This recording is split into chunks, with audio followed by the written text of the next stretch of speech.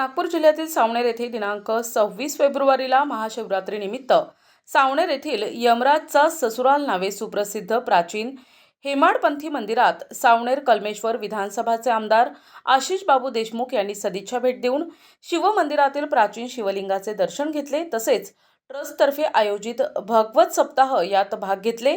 या प्रसंगी त्यांच्यासोबत भाजप जिल्हा अध्यक्ष राजू पोद्दार, मनोहर कुंभारे, पूर्वनगर अध्यक्ष अरविंद लोधी यांनी हजेरी लावली।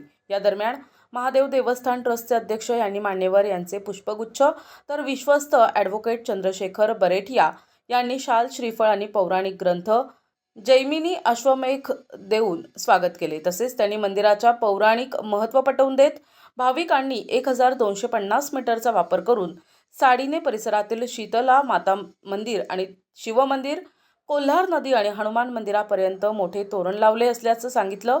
या दरम्यान संस्थेचे अन्य विश्वस्त अध्यक्ष नरसिंग हजारी, किशोर गुरहारीकर, ॲडव्होकेट भूपेंद्र पुरे, सचिव लवकेश सेवक, दिलीप वर्मा, सोमचंद सेवके सह नरेंद्र ठाकूर, रामरावजी मोवाडे, राजेश खंगारे इत्यादी उपस्थित होते।